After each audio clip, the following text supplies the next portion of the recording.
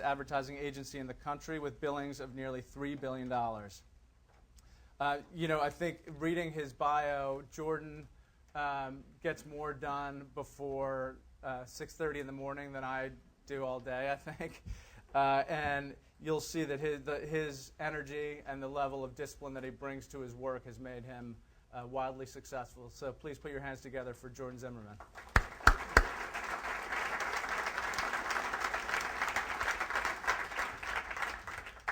Thanks, Pete. Thanks for the introduction. It's interesting, so I guess my first slide for you today is a love letter from me. And I think that's probably surprising to many of you that do know me or have read about me. You're saying, why a love letter? I promise this will all make sense as I make my way through the talk today. Before I start, though, I want to do a call out in the webcast to all the people down at Zimmerman and around the country at Zimmerman that are watching. Hey, guys. Good morning, and to my team that's here with me today. And as I go through, I'd like to first do an official good morning, Mirren. Good morning. Good morning. Hopefully I'll wake you up this morning. It's great to see everyone here today, and hopefully you will get a lot out of my talk today, maybe more than you expect.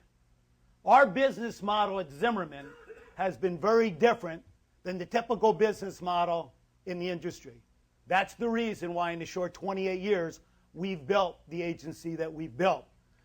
But I know what you're thinking.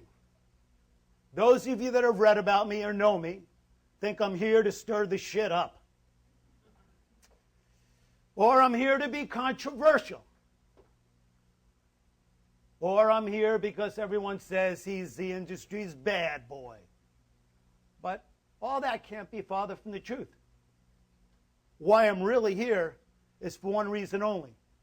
And that reason is to thank you. To thank each and every one of you and tell you guys, I love you guys. And out on the broadcast, I love you guys too. Thank you, thank you, thank you. And I am so grateful to each and every one of you. Now you're saying, what the hell is he talking about? I'm grateful because you have afforded me the ability, and my agency the ability, to drive some of the nicest cars in the world. Thank you. And also, you've allowed me to own estates in Boca Raton and in the Hamptons. Now, saying, what is he talking about again? And I'm going to tell you that it's the ability to be able to see things that other people don't see. And finally, this is the new building that Omnicom bought us. It's 130,000 square feet, and anyone that knows anything about Florida, we have no local income tax, no state income tax. It's an advantage. It's a great weather all year round, a better advantage, and that's a new 130,000 square foot headquarters. Not too shabby. But let me tell you, I owe all this to each and every one of you. So thank you, and I'll give you all a hand for allowing me to do what I do every day, and my agency to be able to do what they do every single day. Because every single day of every single month and every single year that you focus on output, more clients come to us for the outcome. And I'll get deep into that in a second. Output versus outcome. And every single year, when you get ready to report your numbers, whether you're a small, independent agency, and you're reporting your numbers to your partners, or to your CFO, or your CFO's reporting to you, or you're reporting to your bankers, whoever you're reporting to, whether you're part of Omnicom, Dentsu, IPB, IPG, WPP, or even MDCA, Miles Company, whoever you're part of, you got to report your numbers. But let me tell you, we do it much different because I don't care about my numbers. My numbers are tied to my clients' numbers, and that's what I care about. So I report their numbers with them. And our incentive plans are tied in to our clients' incentive plans. The better they do, the better we do. We call it skin in the game. And we carve out of every contract skin in the game to make sure we connect with those clients in a meaningful way and their business, their success in their business, becomes our success as well. So I cannot wait to post our clients' numbers and eventually report our numbers to Omnicom, our shareholders, and the street in general. Why and how? We became the #1 agency in the world. Let me stop there. That is a big, big statement. The #1 agency in the world in client profitability. How many other agencies can say they focus 100% in client profitability? Not our own, but our clients' profitability. Because, ladies and gentlemen, that's why this industry was formed, and that's what has made us so incredibly successful.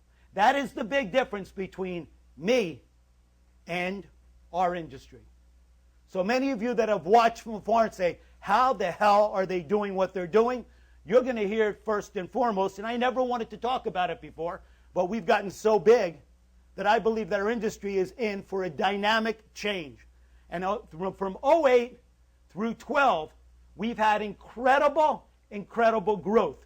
And we had that growth in the toughest times because the clients got real about their messaging, got real about not just the output, but the outcome of the work. And I'll give you a couple of case studies as we go through real quickly. When I say outcome versus output, let me give you an example. This is the coveted Gold Lion Award. It's awarded to our industry's greatest creative achievers. Agencies flock to Cannes, and it is absolutely a friggin' con. So if you don't understand that, I hope by the end of today you realize Cannes is really a con. To party, to mingle, because maybe, and even to pray. Yes, pray that maybe they'll be lucky enough to win one of those bad boys.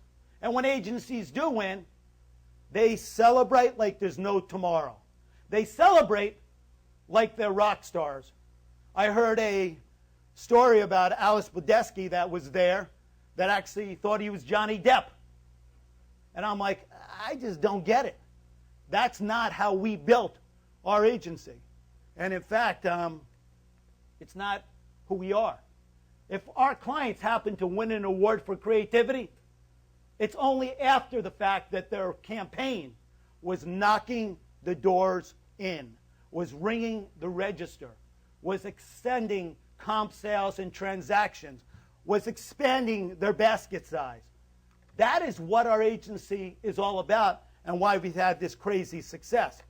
But what they're celebrating in Cannes is the work, not the outcome of the work. And I want you to think about that. Should we be celebrating our work, or should we be celebrating the outcome of the work? They're there celebrating themselves, not their clients. They're validating their creativity, not their business acumen. And I pride myself on my business acumen, on my ability to see what could be for our brands by taking great merchandise-driven brands and turn them into sensational marketing-driven brands. And above all, they are basking in their own applause, not their clients' profitability.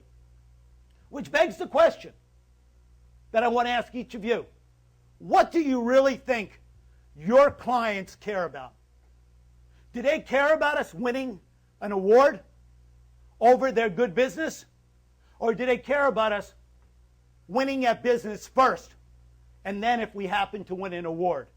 And I just read a statistic the other day saying that 45% of the ads that are submitted are fake anyways.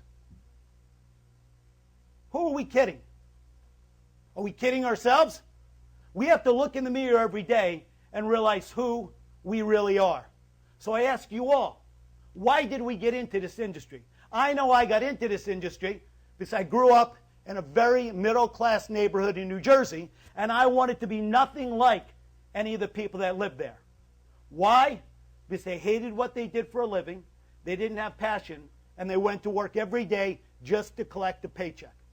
I wanted to do something I was passionate about.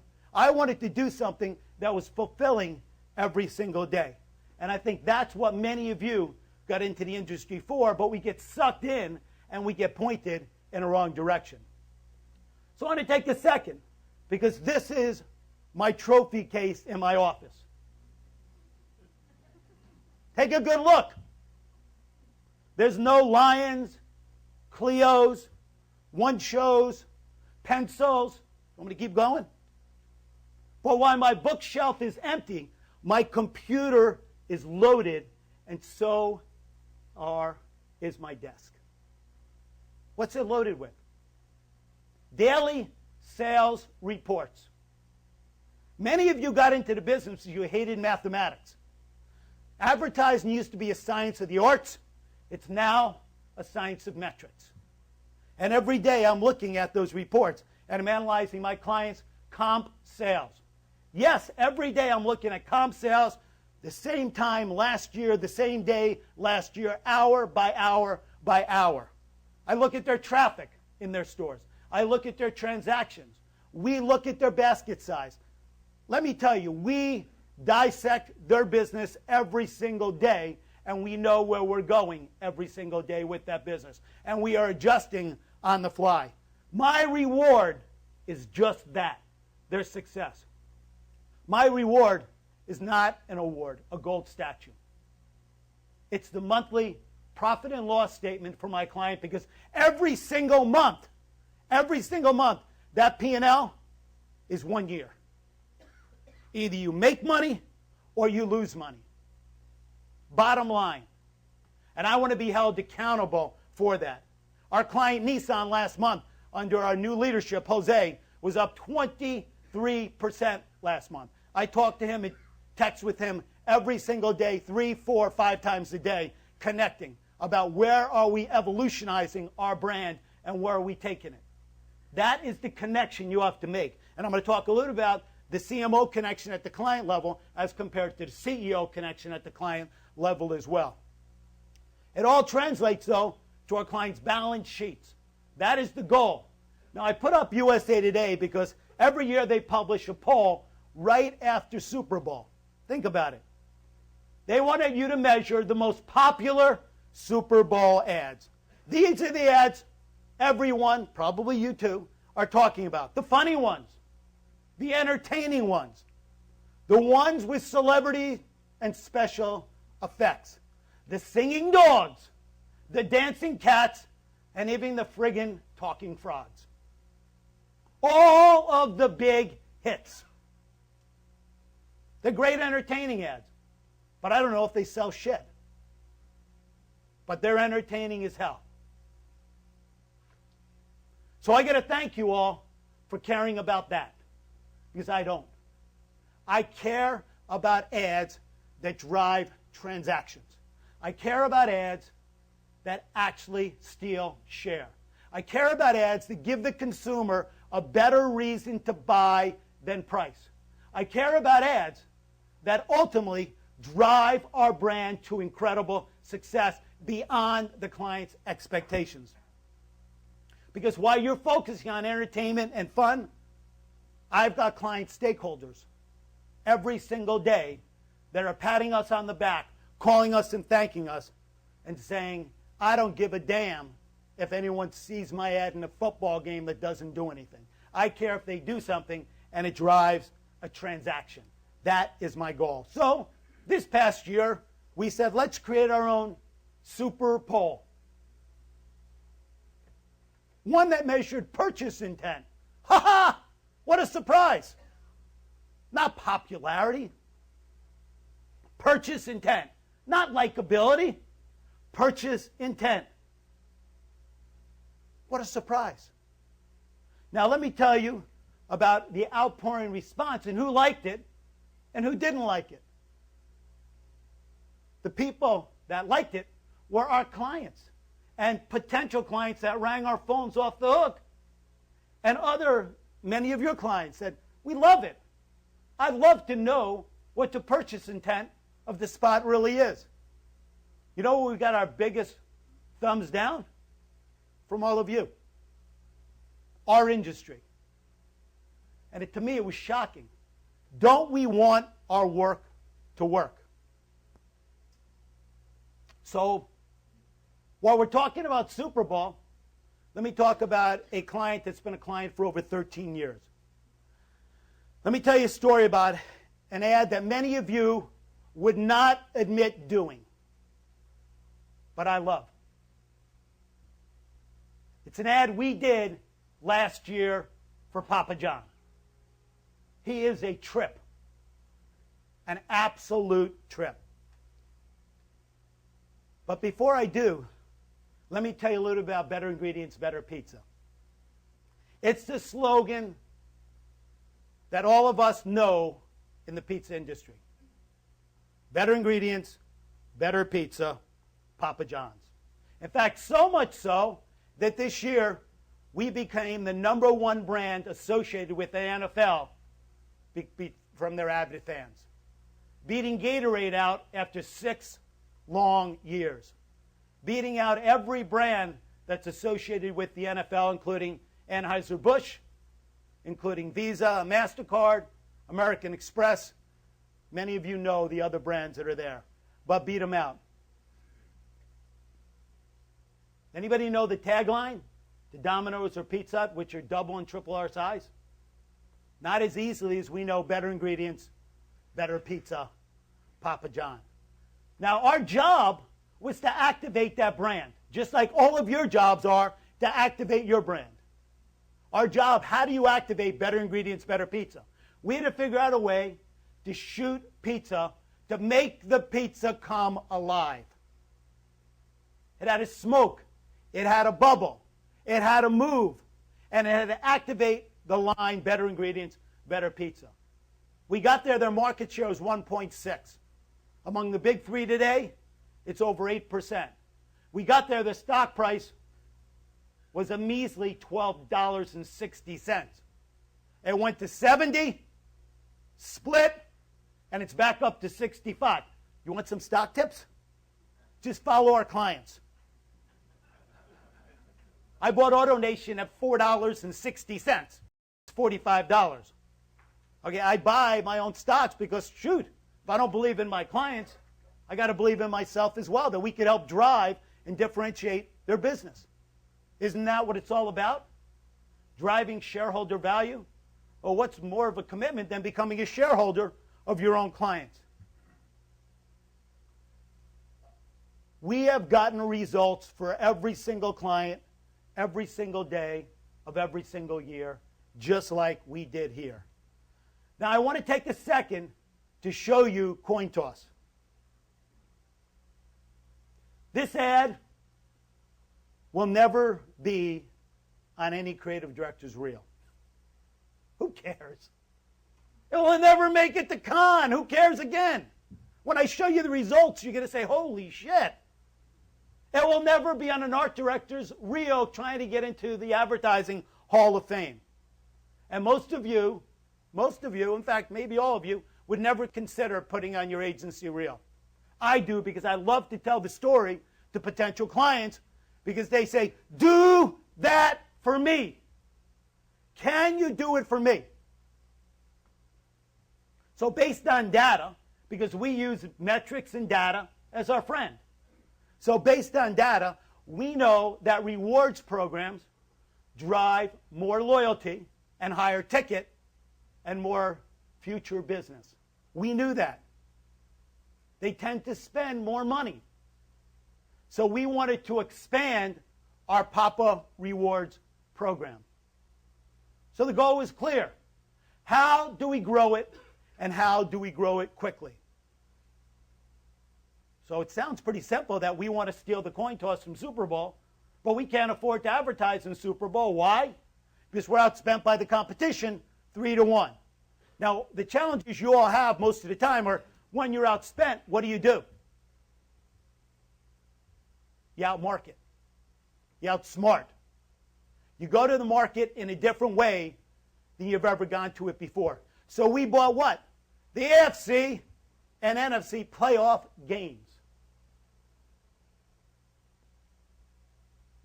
Let's take a look at the spot, and then I'll tell you what happened. Hey, Buzz, let's flip for some Papa John's pizza and a Pepsi Max. Okay. I'll ref. Peyton? Hey, man's gotta work, okay? Okay, Buzz, you call it. Tails. Heads. He said heads. Oh, not again. I said tails. I know what I heard. America, you decide. If America calls it right at this year's Super Bowl coin toss, every Papa Rewards member gets a free pizza and Pepsi Max. Sign up now at papajohns.com. Plus, choose any large pizza with any toppings. Just $11. Better ingredients, better pizza, Papa John's. Most of you probably do not think most anything of that ad at all. But let me tell you what happened, because I know it's not going to be shocking to any of you. So we ran into 2012 playoff games. Papa John's enrolled more than 1 million new Papa Reward members in less than 2 weeks. The results of that, in a very short period of time, was $178 million worth of new business. Shocking. I think you all would agree. It is shocking you can do that much business. But let me go further.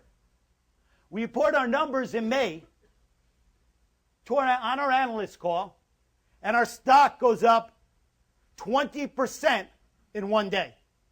And then over the next 10 days, it goes up a staggering another 10%. How many of you wish you owned that stock? I guess many of you don't like to invest.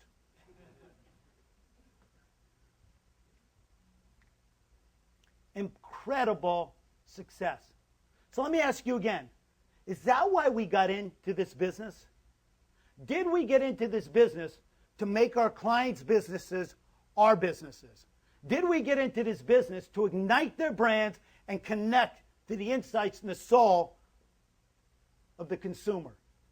Do we connect with mom in a bigger way with Papa John's than we do or than Pizza Hut and Domino's does? There's a reason why Pizza Hut just went to an $8 pizza, a large. Domino's is 5 to 7, and we're 10 to 13. Our value equation to the moms of America is much greater. This is the kind of pizza that I want to feed to my family. How about you? And when you connect to the soul of a consumer, it doesn't become about price. It becomes about the deliverable. And we do make a better pizza. But let me go on. That's only one brand. I'm going to give you 2 short case studies, but I'll give you another one called Party City. When we met these guys, they were the most brilliant merchandise brand I'd ever seen. Over 800 stores, rocking and rolling. In fact, they just closed 54 new stores this week. They bought iParty. They are truly a consolidator and own the industry. So they have over 850 stores right now. But they were failing as a retailer. Jerry Rittenberg, the chairman of the company, who's a dear friend today, didn't believe in marketing and advertising. I'm sure you all face this. Chairman of companies that don't believe in advertising and marketing because their CFO has them convinced it's an expense. You ask him today what he thinks of advertising and marketing, he'll tell you it's the greatest thing in the world. That I can't believe how big it works. They also didn't have an e-commerce site. No transactional website. Many of you scratch your head and say, are you kidding me? In this world, how don't you have a transactional website? First thing we had to do was talk to the consumer. Talk to the moms of America so we can learn. And they told us some staggering information. They told us they thought it was a specialty store. 800 plus specialty stores. They thought it was expensive. This is specialty. And they thought it had limited inventory. Well, first of all, they have over 25,000 SKUs. They are vertically integrated, meaning they make almost everything they sell. And they've got, as I said, over 800 stores. So mom was not being communicated to properly, so she had the wrong impression about the store. So our tagline was easy. Nobody has more party for less. And we did a responsible media integration. Many of your clients are probably like many of our clients.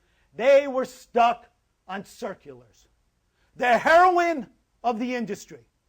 Every Sunday, we're going to run a circular. We're going to discount the shit out of our products. We're going to destroy our value proposition, and we're going to get nothing back in return except become a discounted brand that is going to diminish because circulars are read by older and older people that are dying. So we're feeding a dying audience. How brilliant is that? But we have to convince our clients to come off the heroin. I'm still in shock that these chairmen, CEOs, and so on, but they got to meet real marketers that have real balls and will tell them what they need to do. We got to quit playing client golf and footsie and telling the client what we think they want to hear and tell the client what they need to hear every single day. So we did a responsible media transformation, and lo and behold, we turned a Halloween business into a 365-day-a-year business. Here's the kicker. This is the spot that helped ignite and turn the brand around. It's high energy. It's as clear as a bell, the messaging. You get selection.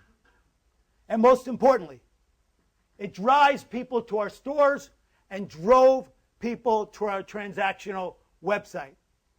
Yet again, it'll never win an award. Now, by the time we're done, you're going to say, who gives a shit about awards? You're going to feel like me, especially if you could build a $3 billion empire and have all the fun in the world while you're doing it and feel fulfilled by the results your clients are getting. There's not a better feeling in the world. It's like giving someone a gift. I hate getting gifts, but I love to give gifts. And giving your client traffic, giving them great customers, is a gift to the client. I can tell you one thing. Ask the board of directors of Party City how much they love us. What we did for their brand. The profitability the company has today. Now let me give you the numbers. They look at us as rock stars. I don't need to go to con and get conned to be a rock star. Okay, I want to go into my clients' boardrooms and talk to those boards smart about their business. Give them from our analysts in our agency estimates on what's going to happen, their return on their marketing investment. And at the end of the day, what they could expect in return for that. Party City's business in a short 3 years at the store level is up 20%. In a time, this is 08 through 12, when we were in the worst economic time in our country, discretionary dollars were at an all-time low, and our client is kicking ass. But it's even more shocking. Their digital website did the last year over $100 million. From nothing. From nothing to $100 million. Two incredible case studies out of many, many brands in Zimmerman. And it's all because the client comes first.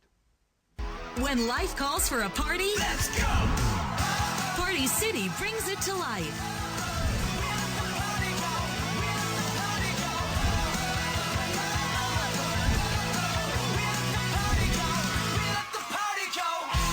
Right now, save up to 50% on your New Year's party supplies, including party kits for up to 100 people.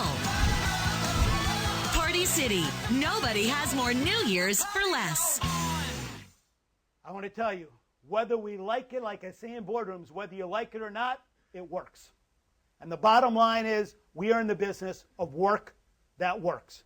And the more we understand that, the more we get that, the more successful we're going to be, and the more success our clients are going to have. Now, I know I shouldn't do this, And I'm sure the agency in Florida is cringing, but I don't really care. I'm going to do it anyways. I always said, I'm going to do things my way, and if I lose, I'm okay, because I did it my way. I say all the time in client meetings, I'm not doing it your way. Because if I do it your way and it fails, you're going to fire my ass. So I want to do it my way. And if it fails, you can fire me and I'm okay. Wouldn't you all rather have it that way? But half the time, when we're building, we're afraid to say the truth. We're afraid to put it on the line and tell the client what they really need to hear. So instead, we take the check. And I refuse to take the check. And anyone that has worked with me for 15, 20, and 25 years will tell you the same thing. I've been like that since day one. I'm going to tell you today, and I am not Anthony Robbins, as my clients would tell me you're such a great motivational speaker. I'm not. I'm not Anthony Robbins. What I am is I'm Jordan Zimmerman. And I'm a factual guy that expects ROI in everything that I do. But I want you all, for being here, to get everything out of your careers and more. To have as much fun and success that I have had in building. And I'm here to share and give back to this great industry that allowed me to prosper and allowed me to do something that I'm passionate about. And I don't go to work every day anymore because I have to. I go to work every day because I want to. And it is a lot of fun going to work because you want to. So I'm going to give you 4 steps. You can embrace them all and fly yourself to the moon. Or you can say, you're full of shit, and I don't want to embrace anything you have to say. But I hope that next time you're in Fort Lauderdale, you'll stop at our new corporate headquarters. You'll walk in and say, wow, I'd like to come to work here. And you want to give me a big hug. Because I changed your life the day I spoke to you at the Mirren conference. So here we go. Step 1. Stop and then start. Stop using metrics as a punchline. I've heard it before. And start focusing on them. It's funny, I was in a new business pitch, 6, 7 years ago, and Sonia, who's our vice president of new business, runs out and says, oh my gosh, you're not going to believe what I just heard. Another agency's in there saying, we're a business solutions firm that happens to do advertising. Guys, I said that for 28 years. Coming out of business school, I said, I want to build the first business solutions firm, metrics driven, that does advertising. And I said, they're a fraud. They can't substantiate it. Don't worry about it.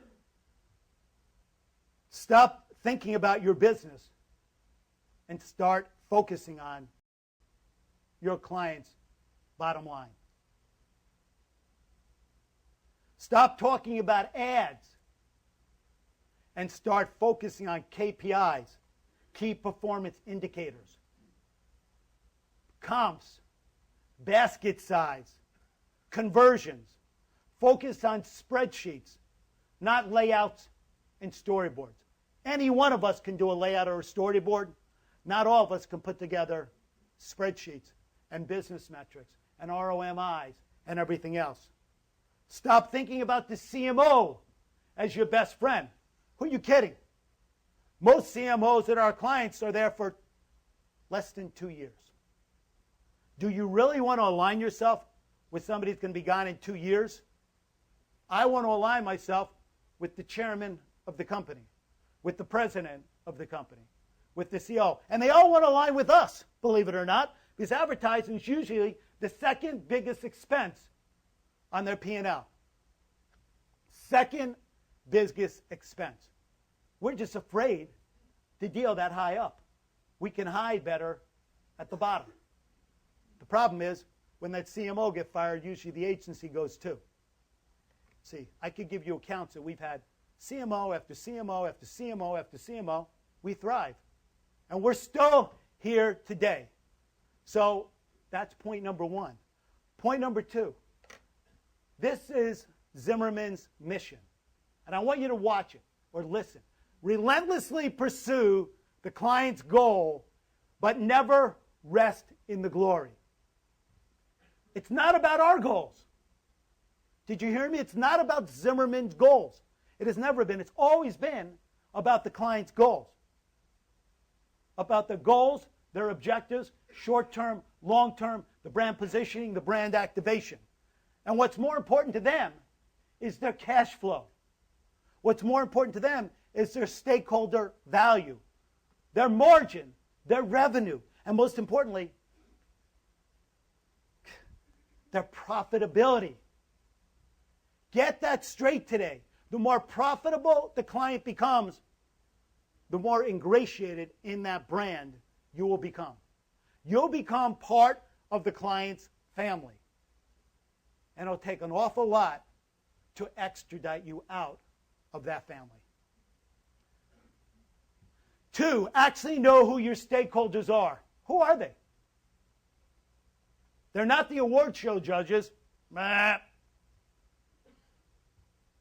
not the media. Sorry, media. They are not your constituents or buddies at your agency or other agencies. They are the search consultants. I love the search consultants. They do an awesome job for our industry. They are our friends. Many of you don't like them because they don't embrace you the way you want to be embraced. That's your fault. That's not theirs. They have a tough, tough job. Their reputation is on the line every single day. So our job is to align with them and give them the confidence that we will make them look good. So when that client hires us and they're talking about the search consultant that did such an incredible job, they look at their agency and say, that is a great agency. And they refer us to other businesses as well. Who are the real stakeholders? The clients are the stakeholders. The associates of those companies are the stakeholders. Many of them are tied in to the success of that company. Those are our stakeholders. And believe it or not, they don't care about the ads unless they work and they can be notable and they can measure the success of that work. They care about one thing, results. They care about they have more traffic today than they had yesterday. They've made more gross today than they made yesterday. They had more opportunity to connect with the customer than they ever had before. The likability of their brand has gone through the roof, just like it has at Papa John's. It's interesting. The study at Papa John's said all the guys like him and all the women want to be with him. So I looked at it and said, that is absolutely crazy. How do you win on both sides of the equation? You've got to create the most likable and notable brand for that to work. But everyone cares about the same thing, comp sales. Point number 3, do not let your clients steer you to soft measures. Awareness. This kills me. I hate the purchase funnel because how many times does awareness really lead to profitability? In graduate school, I inverted the purchase funnel because a brand that has awareness doesn't always build intenders. Think about it. Ford Motor Company has 100% awareness. We all know Ford.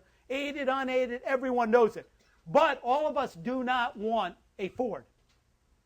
But in business, if we invert the funnel and we drive profitability into the brand, a brand that's profitable has awareness. A brand that's profitable has revenue, margin, and I guarantee you if they have all that, they have market share. So don't let a client drag you to awareness, consideration, or brand equity. Wrong place to go. They'll show you decks and reams of paper and try to drag you in the wrong direction. You know better. We've been doing this a long time. It's in our gut. Let your gut steer. Malcolm Gladwell in Blink says it best. Your gut knows. Quantify the theories in your gut. Be strong with your clients. Say no when need to say no. And most importantly, use the numbers as a guidance tool, not the godsend. And I promise you, you will have incredible, great results. Finally, point number 4. When it comes to real estate, they say location, location, location. There's only one address we in the marketing world should all care about. That is 11 Wall Street. Because that's where all of our clients' performances really, really lie. Anything else is just living in the wrong neighborhood. So now that I've given you what I consider incredible advice, I wish somebody would have spoken to me 28 years ago, would have saved me a lot of sleepless nights, tears, a lot of wasted dollars, and most importantly, would have helped me create success a lot earlier. But I am very confident that you will absolutely, positively, and completely fucking ignore me. And I get it. As a matter of fact, I hope that's what you do. It's great being the truly only metrics-driven ad agency, maybe even in the world. I mean, analyst over analyst and in an agency, just to most people doesn't make sense. Why do you have analysts? And as long as you keep doing business the way you do, focusing on the output of the work and rubbing those stones together, I can promise you we will continue to kick ass, dominate, win 98 or 99% of our pitches, and have a lot of fun while we're doing it. Now, I look forward to pitching against each and every one of you. I love to pitch. I sold greeting cards when I was 8 years old. I learned that no doesn't really matter. I learned at a young age how to create likability, because I think Pete said it earlier, brands do business with people they like and they trust. I said it to my CMO as well. That's what we have to do. And as long as you keep doing it the old-fashioned way, I'll continue to differentiate us and have greatness in the sea. People ask me often, how long are you going to do this? Until it's not fun anymore. And you can see, I'm still having a hell of a time. This is fun. And there's not too many of me's left that are founders that are a little bit different. But then again, you've got to be different. You want to be normal and like everyone else? Or do you want to be different in the marketplace? I say I want to be different. You know, it's funny. I gave a speech on dyslexia a couple weeks ago, and I looked at all the great men and women that have dyslexia. They're different. Their brains are wired differently. But they are wildly successful. Steven Spielberg, dyslexic. Sir Richard Branson, dyslexic. Guys, teach yourself to rewire that brain and do it differently. It's incredible the success you're going to have. So most importantly, I started this with a big thank you. I want to thank you all and tell you all how much I do love you. How much I appreciate all of you. And if I ever forget that, remind me to thank you over and over and over again. But my time has come, and I'm going to open up for questions after my last slide. And I'll answer any questions you might have. But today I am leaving here, and I'm going to visit 3 clients in 3 different markets. I'll be zigzagging. And how I do that is on Z-Air. That is my real plane, and that is my logo on the tail. And that is truly how I'm able to get to as many markets as I get to as quickly as I get there. Because it is all about the touch, the feel, and the connection with the client, and the client knowing you could be there in a moment's notice. It doesn't matter where that client is located. Nissan used to be located in Southern California. And we won the client. I said to Sergi, the client, you need me, I'll be here in 5 hours. I'll jump on the plane, and I'll be here. I'm never more. Now they're in Nashville. It's a lot closer. And I like it a lot better. It saves me wear and tear and saves me a lot of money traveling on that plane. So with that, I want to tell you all, you have the opportunity of a lifetime in front of you. Grab it. Grab it by the horn, shake it, and dream big. and dare to fail. I want to thank you all for giving me the opportunity to speak here today, listening to the words of wisdom that I'm spewing today. It's real. It's happened. But most importantly, open up your minds to change and doing things differently, and great things will happen. Thank you very much. I want to open up for questions.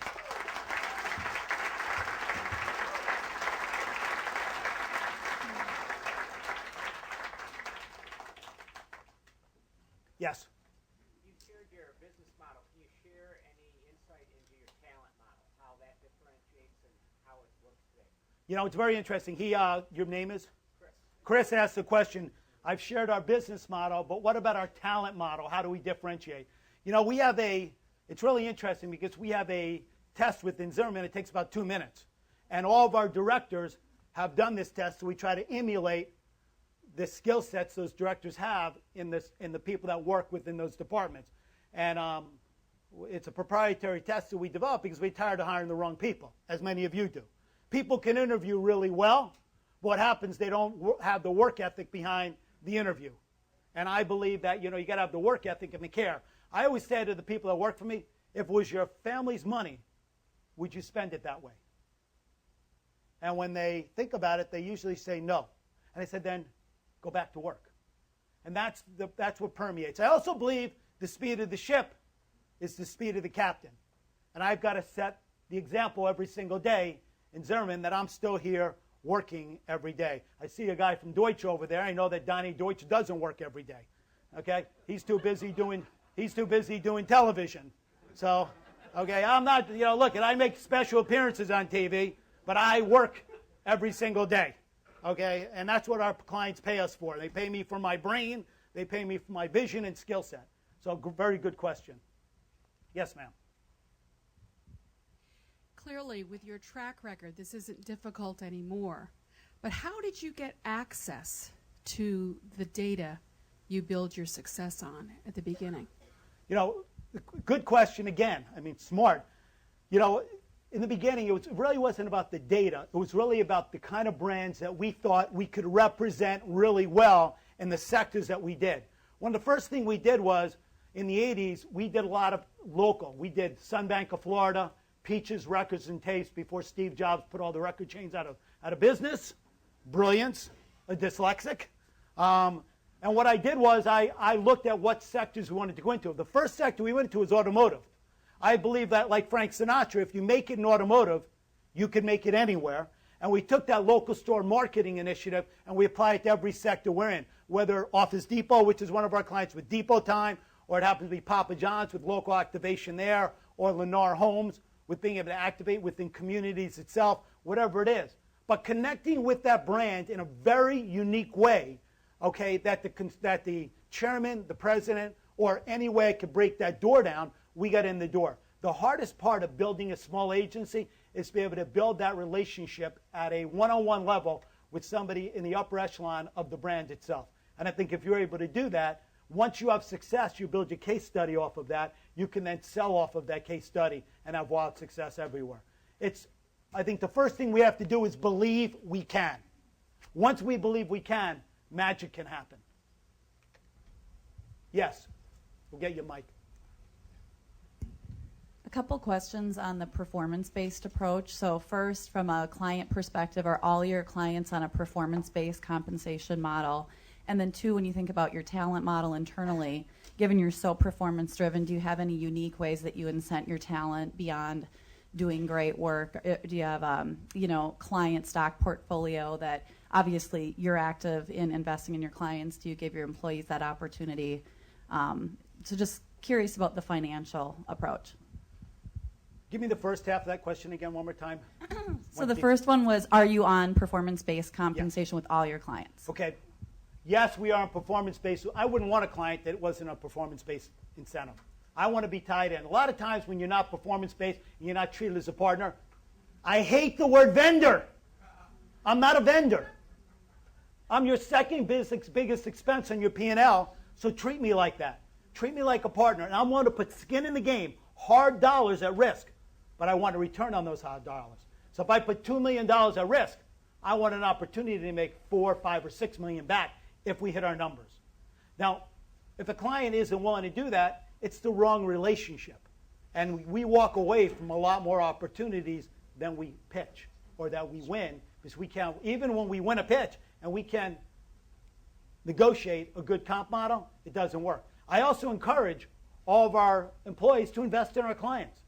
You got to believe, even if you invest $100, $500, or $1,000 in the client, if you believe like I believe that we're going to help that client grow, you're going to get a great return on your investment. And I believe in us, and I believe in what we do, and ultimately I believe that if you're investing, you're going to be able to have huge success in the future. And most of the people that work in our industry are young, that work in the agencies, and we want them to be smart in their investment strategies and understand how they can get a return on their investment strategy early on. Yes, a young man right there. One last question. What's your primary motivation for creatives in your shop when they know none of their work will ever be submitted for awards? Well, first, their work is submitted for awards, but it isn't first. First and foremost, we want work that works. So if David Nathanson has been in the business for 28 years, great guy, brilliant, and him and my other creative director partner with groups. And their job is to give us great work that works. That is award-winning. But award-winning doesn't come at the expense of results. And they know that I'm dead set against producing fake work just to win an award. I don't think that's real, and I think what we do has to be real and forthright always. So yes, we believe in winning awards. It isn't about that. It's about creating work that actually works in a big way, and most importantly, will drive consideration into that brand and profitability. And if the work happens to be award-winning work, so be it. To me, that Papa John spot is award-winning work. It's got great entertainment, but to our industry, it isn't. So, again, who says it's award-winning or not? Because it's not voted for a con? Maybe I don't play the con game very well. All right, let's give a round of applause Thank to you Jordan. very much. Buddy, good to see you. Thank you for the introduction. Thank you. And I think Jordan's going to stick around for questions in the lounge if you have some follow-ups. I think that there were a few more questions out there. Definitely something in that conversation for everybody. Really great talk. All right, so next up I want to introduce our fearless leader,